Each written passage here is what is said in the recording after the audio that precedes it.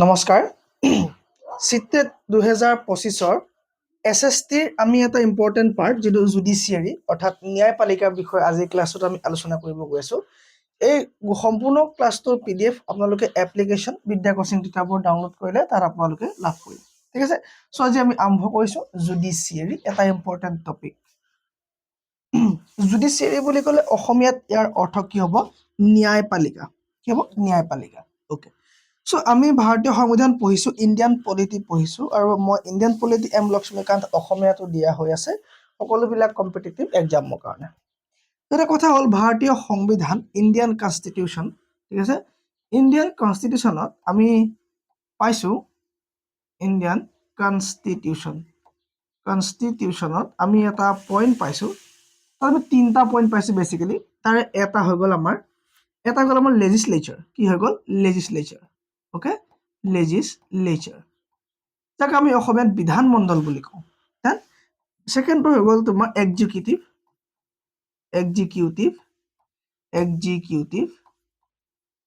Okay, আৰু থাৰ্ডটো আমাৰ আহি গ'ল, এতিয়া যে আমি পঢ়ি আছোঁ জুডিচিয়াৰী। কি হৈ গ'ল? জুডিচিয়াৰী। ঠিক আছে, চ' এই 3টা পইণ্ট আমি অসমীয়াত জানো। লেজিছলেচাৰক কোৱা হয় ছাৰ বিধানমণ্ডল বুলি কোৱা হয়। ইয়াক কি বুলি কোৱা হয়? ইয়াক কোৱা হয় ছাৰ বিধানমণ্ডল বুলি। অ'কে, চ' য'ত কি কৰা হয়? দেশ এখনৰ আইন প্ৰণয়ন কৰা হয়। চ' ইয়াক কি বুলি জনা যায় অসমীয়াত? বিধানমণ্ডল। এইটো হ'ল তোমাৰ বিধানমণ্ডল। এক্সিকিউটিভ মানে হ'ল তোমাৰ কাৰ্যপালিকা। কি বুলি কোৱা হয় ইয়াক? কাৰ্যপালিকা।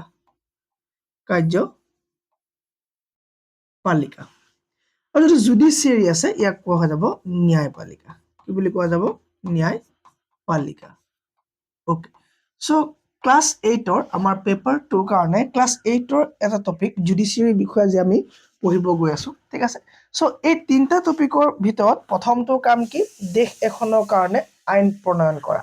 কি কি আইন প্ৰণয়ন কৰি কেনে কি কৰিব লাগে দেশৰ জনসাধাৰণৰ কাৰণে, সেইখিনি কাম কোনে কৰিব?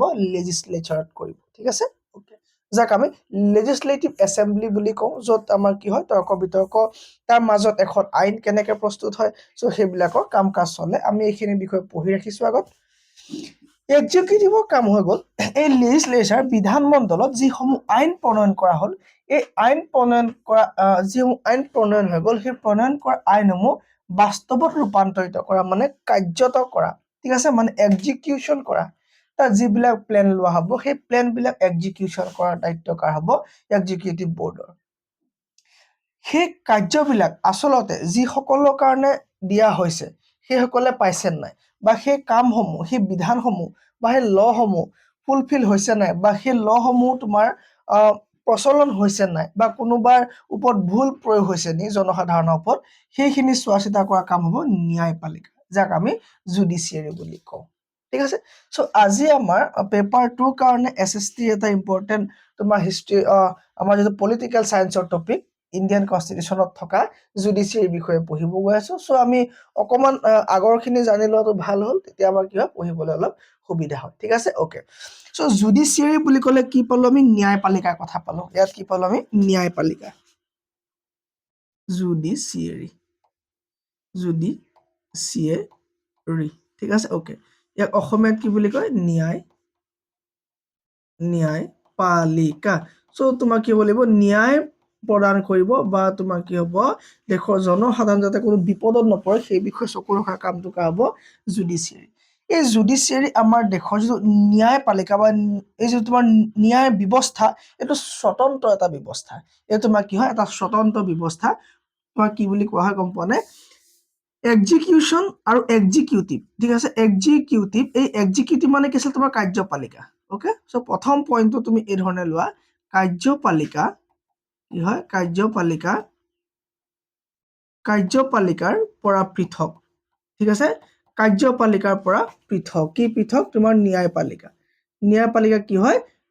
কাৰ্যপালিকাৰ পৰা সদায় পৃথক হৈ থাকে। ঠিক আছে, ই কিয় পৃথক হ'ব লাগে? কাৰণ তোমাৰ স্বতন্ত্ৰ হ'ব লাগিব, ইয়াৰ তোমাৰ নিজৰ ডিচিশ্যন লোৱাৰ ক্ষমতা নিজৰ ওচৰত সাৰ্বভৌম হ'ব লাগিব, ছভৰেইন থাকিব লাগিব, তেতিয়াহে আমি কি কৰিব পাৰিম? ন্যায়ৰ প্ৰতি আস্থা মানুহৰ থাকিব। ঠিক আছে, চ' কাৰ্যপালিকা ইয়াত কোনো ধৰণৰ কি কৰিব নোৱাৰিব? হস্তক্ষেপ কৰিব নোৱাৰিব।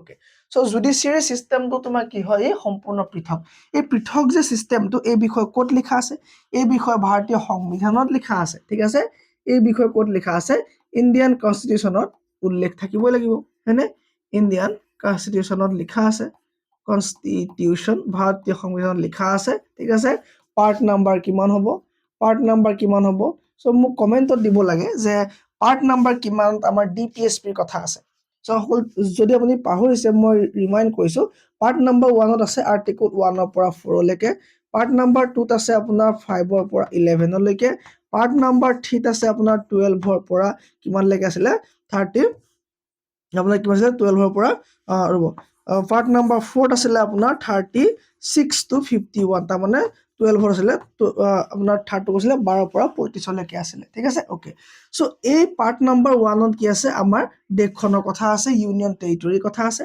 পাৰ্ট নাম্বাৰ 2ত কি আছে সিটিজেনশিপ নাগৰিকত্বৰ কথা আছে হয়নে নাগৰিকত্ব মই সংবিধান গোটেইখন অসমীয়াত দিয়া হৈ আছে চাই ল'ব নাগৰিকত্বৰ কথা আছে পাৰ্ট নাম্বাৰ 3ত 12ৰ পৰা 35 লৈকে আমাৰ কি ফাণ্ডামেণ্টেল ৰাইটৰ কথা আছে হয়নে মৌলিক অধিকাৰ কথা আছে যিসমূহ অধিকাৰ ব্যক্তি এজনৰ কাৰণে বহুত জৰুৰী আৰু যিসমূহ অধিকাৰ কেতিয়াও ভায়োলেশ্যন কৰিব নোৱাৰে কোৰ্টত আমি যাব পাৰো যদিহে আমাৰ এই অধিকাৰকেইটা কি হয় আমাৰ ভায়োলেশ্যন হয় 36ৰ পৰা 51 লৈকে যিটো পাৰ্ট আছে এইটো পাৰ্ট নাম্বাৰ 4 হ'ব যাক আমাৰ ডিপিএছপি বুলি কোৱা হয় ঠিক আছে ডিপিএছপি এই ভাৰতীয় সংবিধানৰ পাৰ্ট নাম্বাৰ 4ৰ পাৰ্ট 4 ঠিক আছে পাৰ্ট 4 এনেকে নিলিখে পাৰ্ট 4ৰ তোমাৰ আৰ্টিকল নাম্বাৰ 50 আৰ্টিকল নাম্বাৰ 50 ঠিক আছে আৰ্টিকল নাম্বাৰ 50ত কিহৰ বিষয়ে উল্লেখ আছে কোৱা হৈছে যে ARTICLE ওকে সো ভাৰতীয় সংবিধানৰ কিহৰ বিষয়ে কোৱা হৈছে আৰ্টিকল নাম্বাৰ 50ত কিবা এটা বেলেগ লাগিছে আৰ্টিকল CLE ওকে ভাৰতীয় সংবিধানৰ আৰ্টিকল নাম্বাৰ 50ত কোৱা হৈছে যে কি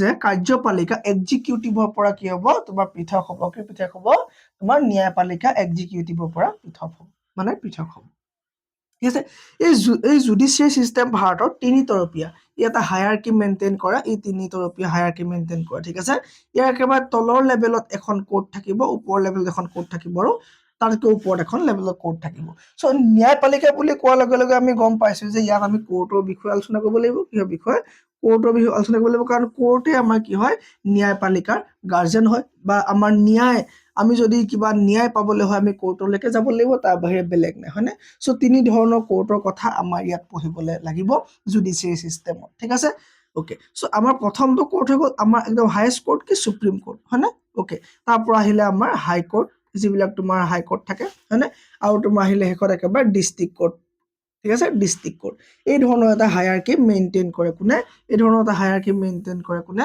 আমাৰ জুডিচিয়াৰী চিষ্টেমত ঠিক আছে ওকে সো প্ৰথমে আহিব হাই কোৰ্ট তাৰপৰা আহিব প্ৰথমে আহিব সুপ্ৰিম কোৰ্ট তাৰপৰা আহিব হাই কোৰ্ট তাৰপৰা আহিব ডিষ্ট্ৰিক্ট কোৰ্ট এই তিনিতৰপীয়া আমাৰ কি আছে কোৰ্টৰ ব্যৱস্থা আছে সো আৰ্টিকল নাম্বাৰ 50ত DPSP directive principles of state policy ৰাজ্যৰ নীতি নিৰ্দেশাত্মক তত্ত্বত কোৱা হৈছে যে আৰ্টিকল নাম্বাৰ 50ৰ দ্বাৰা কোৱা হৈছে যে ভাৰতীয় ন্যায়পালিকা কাৰ্যপালিকাৰ পৰা পৃথক থাকিব তাত কোনো ধৰণৰ কোনেও বাধা প্ৰদান কৰিব নোৱাৰিব তাৰ মানে জাজৰ যিটো চাকৰি সেইটো এটা এনেকুৱা ধৰণৰ চাকৰি যিটো চাকৰিত ডিউটি কৰিবৰ কাৰণে কোনেও তোমাক প্ৰেছাৰ দিব নোৱাৰিব কোনেও ক'ব নোৱাৰিব যে আপুনি আজি কিয় ইমান দেৰিকৈ আহিলে কিয় আপুনি আজি ডিউটি কৰা নাই কোনেও ক'ব নোৱাৰিব যদি কৈ দিয়ে কি হ'ব সৰু কথা এটাত কি কৰিব ছমাহ ফাঁচি 5 বছৰ জেল দি দিব হয়নে সো সেইকাৰণে কোনেও ক'ব নোৱাৰিব তেওঁলোকৰ হেৰিয়াত বাধা প্ৰদান কৰিব নোৱাৰিব ওকে এতিয়া কথা হ'ল আমাৰ সুপ্ৰিম কোৰ্টৰ বিষয়ে আমি আলোচনা কৰি প্ৰথমে তাৰপৰা আমি হাই কোৰ্টলৈ যাম তাৰপৰা আমি ডিষ্ট্ৰিক্ট কোৰ্টলৈ গৈ থাকিম ঠিক তেনেধৰণে আমি গোটেইখিনি কথা আলোচনা কৰিম ওকে সাউন্ড ঠিকে আছে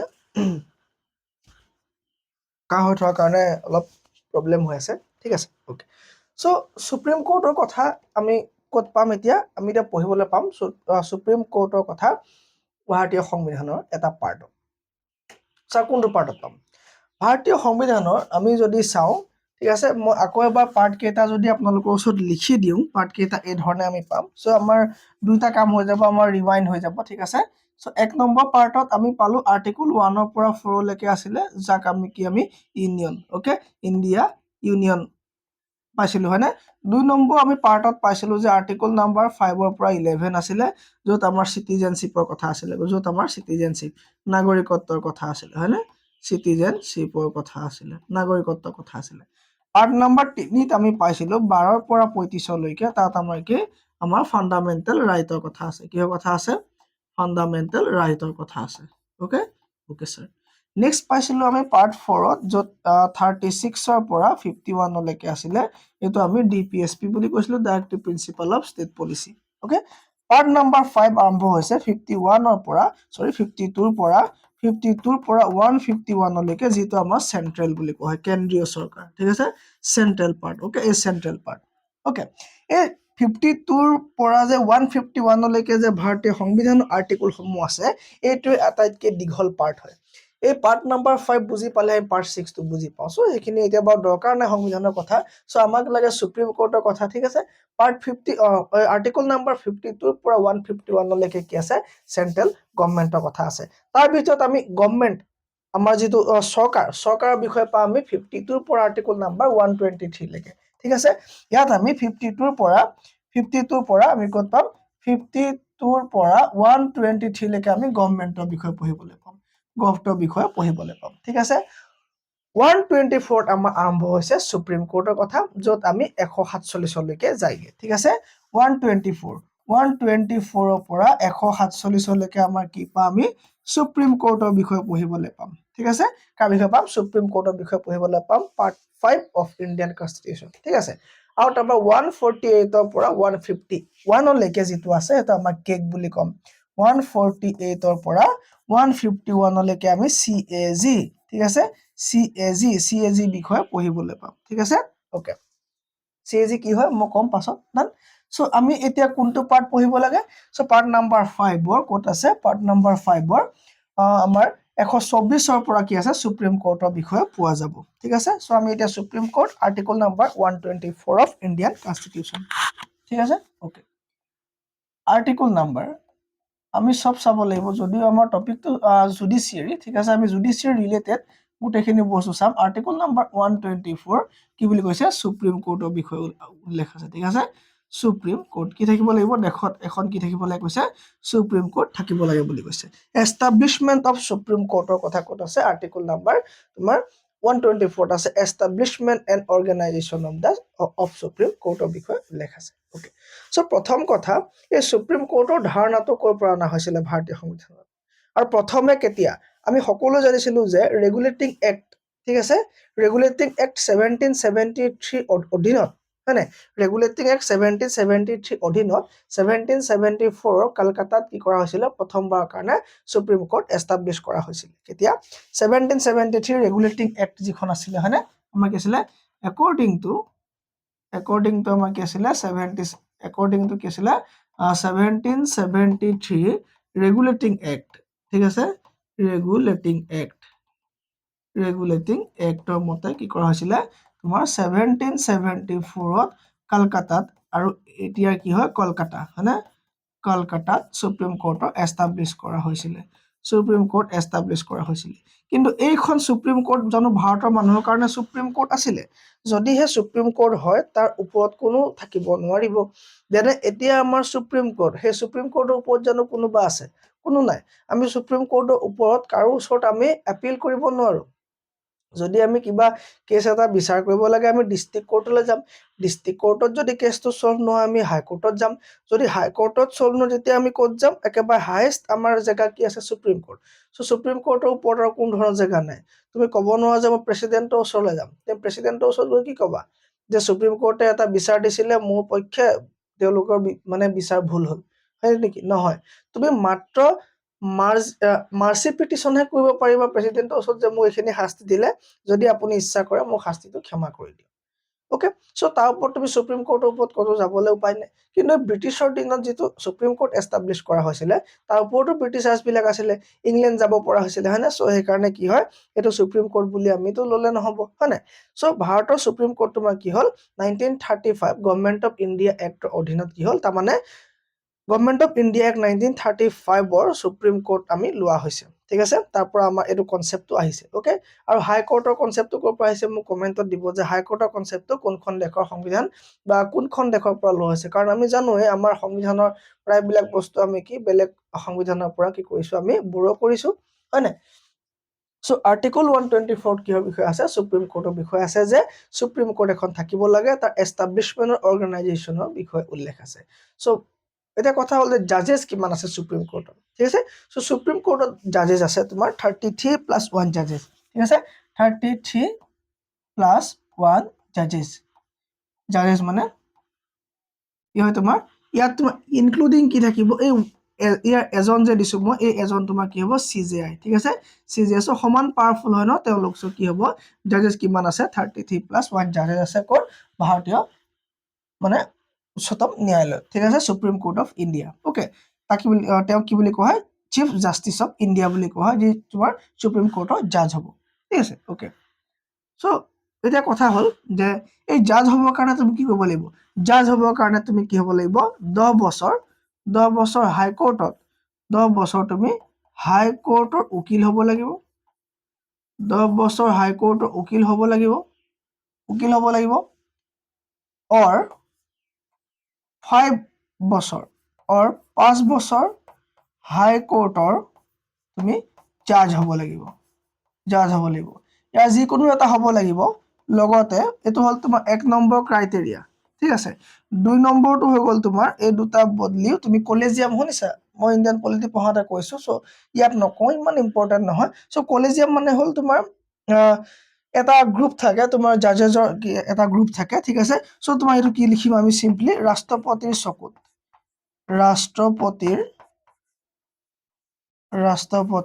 চকুত তেওঁ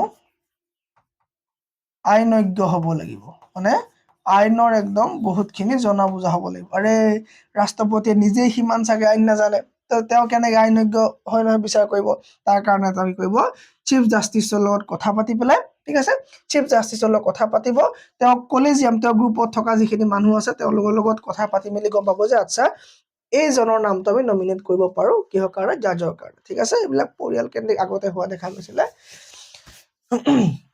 সো কি হ'ব তুমি কি হ'ব লাগিব যদি জাজ হ'বলৈ হয় কি লাগিব এই দুটা কোৱালিফিকেশ্যন লাগিব 33 প্লাছ 1 তোমাৰ কি আছে 33 প্লাছ 1 কি আছে তোমাৰ জাজেছ আছে ক'ত আছে ভাৰতীয় সুপ্ৰিম কোৰ্টত আছে সো ভাৰতীয় সুপ্ৰিম কোৰ্টৰ সকলোবিলাক কেছ চোৱা হয় কিন্তু সেইটোৱে কি হ'ব তোমাৰ ফাইনেল কোৰ্ট হ'ব ঠিক আছে তোমাৰ কি হ'ব ফাইনেল কোৰ্ট হ'ব ওকে সো বৰ্তমান যি আমাৰ সুপ্ৰিম কোৰ্ট আছে ই কেতিয়া এষ্টাব্লিছ কলকাতাত এষ্টাব্লিছ এইটো হ'ল তোমাৰ কেতিয়া 1774 বৰ্তমান তোমাৰ যিখন হাইকোৰ্ট আছে 26 জানুৱাৰী 1950 26 জানুৱাৰী 1950 কি কৰা হৈছিলে বৰ্তমান হাইকোৰ্ট এষ্টাব্লিছমেণ্ট কৰা হৈছিলে ঠিক আছে present high court date present high court ঠিক আছে না present sorry not high court supreme court present supreme কোৰ্টৰ এইটো এষ্টাব্লিছমেণ্ট ডেট ঠিক আছে প্ৰেজেন্ট সুপ্ৰিম কোৰ্টৰ এষ্টাব্লিছমেণ্ট ডেটটো কি হ'ব 26 জানুৱাৰী 1950 কাৰোবাৰ কিবা প্ৰব্লেম আছে নেকি এইখিনিলৈকে আৰ্টিকল নাম্বাৰ 124 কাৰোবাৰ প্ৰব্লেম আছে নেকি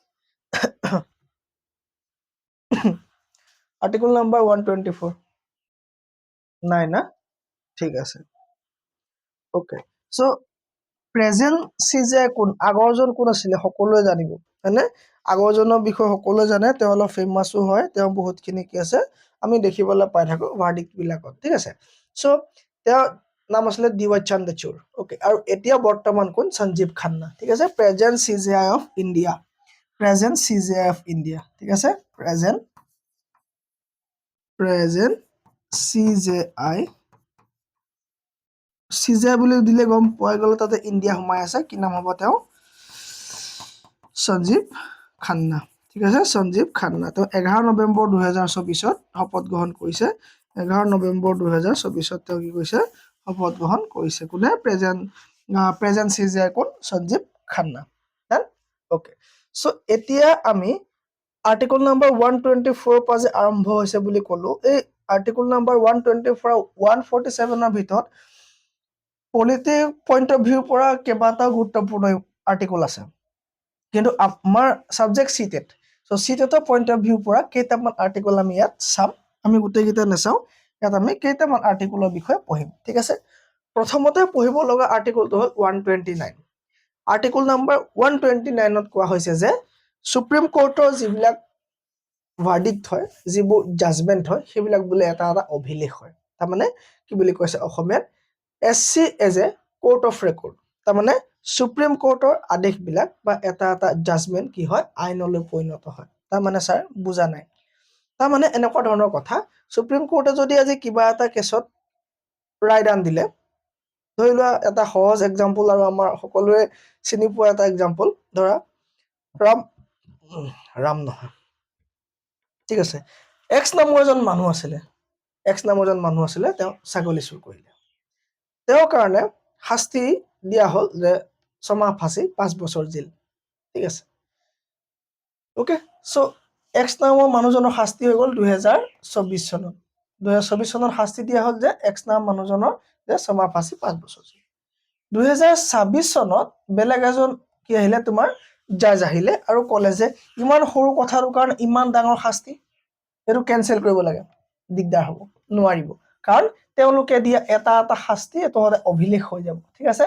যদি বেলেগ এখন কোৰ্টত সেই শাস্তিটোৰ কাৰণে যদি মাত্ৰ 2 দিন ফাঁচি দিম বুলি কয় বা তোমাৰ 10 দিন ফাঁচি হ'ব নহ'ব কাৰণ তাত 6 মাহ দিয়া হৈছিলে ঠিক আছে যে মাই লৰ্ড আমুক হাই কোৰ্টত কিন্তু এই কেছটোৰ কাৰণে ফাঁচি ইমান দিন আছিল জেল ইমান দিন আছিলে আপুনি কেনেকৈ 2 দিন দিব পাৰিব নোৱাৰিব নহয় কাৰণ সুপ্ৰিম কোৰ্ট এজ এ কি হয় কোৰ্ট অফ ৰেকৰ্ড হৈ গ'ল ঠিক আছে চ' তোমাৰ কি হ'ব অভিলেখ হৈ যায় তাৰমানে এটা যেতিয়া সেইকাৰণে কিবা এটা জাজমেণ্ট দিয়াৰ আগতে সকলোবিলাক চাই চিতি জাজমেণ্টটো দিয়া হয় ঠিক আছে চ' সেইকাৰণে তাত কোনো ধৰণৰ তুমি দয়া বিচাৰি তাত গ'লে নহ'ব তোমাক যদি দয়া কৰি দিয়া হয় কাইলৈ মোকো দয়া কৰি দিব লাগিব সেইকাৰণে কি হয় সম্পূৰ্ণ প্ৰমাণৰ ওপৰত বেছ কৰি পেলাই এইবিলাক চলি যায় ঠিক আছে ওকে আৰ্টিকল নম্বৰ 129 কথা মই ক'লো যে কোৰ্ট অফ ৰেকৰ্ড 129 কি হয় কোৰ্ট অফ ৰেকৰ্ড মানে কি অভিলেখ হয়নে অভিলেখ হৈ যায় কি হৈ যায় অভিলেখ কিবা এটা জাজমেণ্ট দিলে কি হ'ব অভিলেখ হ'ব ধুনীয়াকৈ আপোনালোকে এইবিলাক নোট কৰি যাব আৰ্টিকল নম্বৰ 139 এটা ইম্পৰ্টেণ্ট আৰ্টিকল আছে চিটেড পইণ্ট অফ ভিউৰ পৰা ইয়াত কোৱা হৈছে যে সুপ্ৰিম কোৰ্টে ৰিট প্ৰস্তুত কৰিব পাৰে ৰিট কি কৰিব পাৰে তেওঁলোকে ৰিট মানে গম পোৱা নে মই আগতে পঢ়াইছো চাগে ৰিট মানে কি গম পোৱা নে ৰিট এই ৰিটৰ কথা মই কওঁতে তোমাৰ মানে এইটো কি পিটিশ্যন এখন কি হয় পিটিশ্যন এখন ফাইল কৰিব পাৰে ওকে চ' আৰ্টিকল নম্বৰ 32 আণ্ডাৰটো তোমাৰ 5 প্ৰকাৰ ৰিট ব্যক্তিগত ফাণ্ডামেণ্টেল ৰাইট সেভ কৰিবৰ কাৰণে to save fundamental right save কৰিবৰ কাৰণে 5 প্ৰকাৰৰ ৰিট কি কৰিব পাৰে 5 টাইপছ অফ ৰিট কি কৰিব পাৰে তোমাৰ কি কৰিব পাৰে ফাইল কৰিব পাৰে ঠিক আছে ব্যক্তিগতভাৱে সেইকেইটা কি আছে তোমাৰ প্ৰথমটো কি আছিলে হেবিয়াছ কৰ্পাছ কোৰ ৱাৰেণ্টো মেণ্ডামছ প্ৰহিবিশ্যন এণ্ড চাৰ্চিয়ৰি ঠিক আছে চ' এই ওপৰৰ কেইটা তোমাৰ কি হয় ফাণ্ডামেণ্টেল ৰাইট ছেফটিৰ কাৰণে আৰু তলৰ দুটা তোমাৰ কি হয়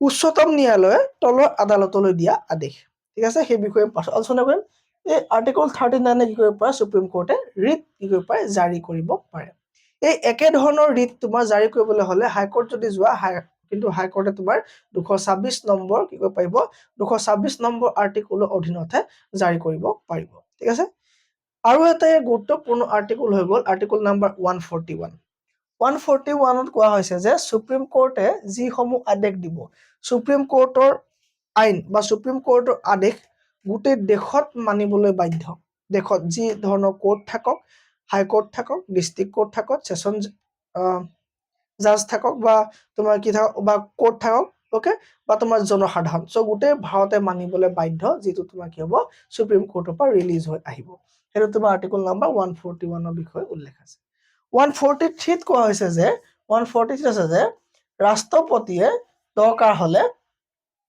চিজেআইৰ পৰা বা সুপ্ৰিম কোৰ্টৰ পৰা কি এডভাইচ ল'ব পাৰে ঠিক আছে আকৌ কৈছে যে সেই এডভাইচ বোলে ৰাষ্ট্ৰপতিয়ে মানিবলৈ বাধ্য নহয় মই তোমাক এডভাইচ দিব পৰা মানে তোমাৰ এটা ক্ষমতা আছে তুমি মোৰ ওচৰৰ পৰা এডভাইচ ল'ব পাৰা কিন্তু সেই এডভাইচ তুমি মানিবলৈ বাধ্য নহয় মোৰ অপমান নহ'ব সেইকাৰণে কৈ দিলে যে সুপ্ৰিম কোৰ্টতে এডভাইচ দিবলৈ বাধ্য নহয় ঠিক আছে ওকে চ' এইখিনিলৈকে আমাৰ আছিলে সুপ্ৰিম কোৰ্টৰ কাম কাজ চ' হায়াৰকি আমি মেইনটেইন কৰি আমি প্ৰথমে সুপ্ৰিম কোৰ্টৰ বিষয়ে চালো এষ্টাব্লিছমেণ্ট অফ সুপ্ৰিম কোৰ্টৰ বিষয়ে চালো জাজেছ অফ সুপ্ৰিম কোৰ্টৰ বিষয়ে চালো বৰ্তমান সঞ্জীৱ খান্না আছে ঠিক আছে চ' আমাৰ গভৰ্ণমেণ্ট অফ ইণ্ডিয়াক 1935 অধীনত আমাৰ সুপ্ৰিম কোৰ্ট আছে 1950 26 জানুৱাৰীত বৰ্তমানৰ সুপ্ৰিম কোৰ্ট এষ্টাব্লিছ কৰা হৈছে এতিয়া আমি যাব লাগে আৰ্টিকল নাম্বাৰ 214 ঠিক আছে 124ত আমাৰ কি পাইছিলো 124ত আমি কি পাইছিলো সুপ্ৰিম কোৰ্ট 124 ঠিক আছে এই 124ৰ পৰা তুমি জাষ্ট এই দুইটো আঁতৰাই দিয়া এই দুইটো তুমি আঁতৰাই দিয়া দুইটো আঁতৰাই তুমি ক'ব লাগে আগলৈ লৈ যোৱা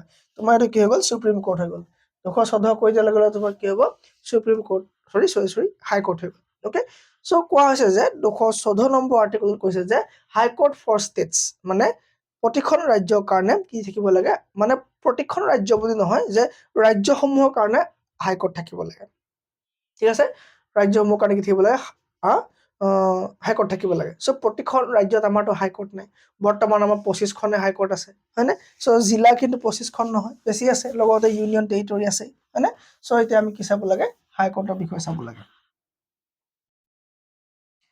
হাই কোৰ্ট হাই কোৰ্ট এই আমেৰিকা সংবিধানৰ পৰা লোৱা হৈছে আৰ্টিকল নম্বৰ 124 আৰ্টিকল নম্বৰ 120 1টো বহুত ডাঙৰ হৈ গ'ল ন আৰ্টিকল নম্বৰ 124 আছে হাই কোৰ্টৰ বিষয়ে ঠিক আছে টোটেল হাই কোৰ্ট কিমান আছে 25খন হাই কোৰ্ট আছে total high court in India total high court in India 25 high court union territory যে আছে আমাৰ এই ইউনিয়ন টেৰিটৰিটো দুখন হাই কোৰ্ট আছে ঠিক আছে এখন আছে তোমাৰ জম্মু এণ্ড কাশ্মীৰ আৰু এখন কমেণ্ট কৰক জম্মু এণ্ড কাশ্মীৰ এখন হৈ গ'ল তোমাৰ ইউনিয়ন টেৰিটৰি হাই কোৰ্ট আৰু দিল্লী কি হয় আমাৰ ইউনিয়ন টেৰিটৰি হয়নে হয় সো দিল্লীটো কি আছে আমাৰ হাই কোৰ্ট আছে ঠিক আছে union territory Jammu and Kashmir JNK আছে JNK আছে আৰু ক'ত আছে তোমাৰ JNK আৰু দিল্লীত আছে আৰু ক'ত আছে দিল্লীত কি আছে ইউনিয়ন টেৰিটৰি হলেও তাত কি আছে তোমাৰ হাই কোৰ্ট আছে টোটেল হাই কোৰ্ট কিমান আছে 25খন কি আছে টোটেল হাই কোৰ্ট আছে এতিয়া কথা হ'ল হাই কোৰ্টৰ জাজৰ কাৰণে কোৱালিফিকেশ্যন কি হাই কোৰ্টৰ জাজৰ কাৰণে AC জাজ কোৱালিফিকেশ্যন কি হ'ব AC জাজক CJI নিলিখে আকৌ দেই AC জাজে লিখিব আমি তাৰ কাৰণে কি হ'ব ডিষ্ট্ৰিক্ট কোৰ্টত 5 বছৰ জাজ হ'ব লাগিব ডিষ্ট্ৰিক্ট কোৰ্টত কি হ'ব লাগিব 5 বছৰ জাজ হ'ব লাগিব নহলে ডিষ্ট্ৰিক্ট কোৰ্টত কি হ'ব লাগিব 10 বছৰ লয়াৰ হ'ব লাগিব 10 বছৰ কি হ'ব লাগিব উকিল হ'ব লাগিব ঠিক আছে এই দুটাৰ ভিতৰত এটা হ'বই লাগিব অৰ ওকে এইটো হ'ল নাম্বাৰ 1 নাম্বাৰটো কি হ'ব লাগিব গভৰ্ণৰৰ চকুত তাত কি আছিলে প্ৰেচিডেণ্টৰ চকুত হয়নে গভৰ্ণৰৰ চকুত কি হ'ব লাগিব তেওঁ আইনজ্ঞ হ'ব লাগিব এই গভৰ্ণৰ তোমাৰ কি হ'ব গভৰ্ণৰ আৰু তোমাৰ হাই কোৰ্টৰ তোমাৰ চিফ জাষ্টিস নকয় হাই কোৰ্টৰ জন তোমাৰ চিফ জাজ হ'ব ঠিক আছে সেই জাজজনৰ লগত মিলি পেলাই কৰিব তেওঁলোকে চাব যে অমুকৰ নামটো মেনশ্যন কৰিব পাৰি সো গভৰ্ণৰ লগ লাগি তেওঁলোকে মিলি পেলাই তোমাৰ CJI লগত কথা পাতিব চিফ জাষ্টিস অফ ইণ্ডিয়া সুপ্ৰিম কোৰ্টৰ জাজৰ লগত কথা পাতি প্ৰেচিডেণ্টলৈ নামটো দিব প্ৰেচিডেণ্টে কৰিব তেওঁ ৰিক্ৰুট কৰিব ঠিক আছে সো এইবিলাক মানে এই ধৰণৰ হায়াৰ অফিচিয়েলছ বিলাক কোনে ৰিক্ৰুট কৰে গভৰ্ণৰে ৰিক্ৰুট কৰে ঠিক আছে ওকে সো হাই কোৰ্টৰ এইখিনিলৈকে আজিৰ ক্লাছটোত মই সামৰি দিছো সো PDF খিনি আপোনালোকে এপত ডাউনলোড কৰি ল'ব যিসকলে কোৰ্চটো এতিয়াও বাই কৰা নাই C-TET পেপাৰটোৰ কাৰণে 899 প্ৰাইচ আছে ঠিক আছে আপোনালোকে সকলোৱে ডাউনলোড কৰি ল'ব এপটো বিদ্যা কোচিং কিতাপৰ ঠিক আছে যদি কিবা আপুনি জানিব লগা থাকে কোৰ্চৰ ৰিলেটেড মোৰ নাম্বাৰ 6003652672 মোক কল কৰিলে আপুনি কিবা দৰকাৰ হ'লে জানিব পাৰিব থ্যাংক ইউ ভেৰি মাচ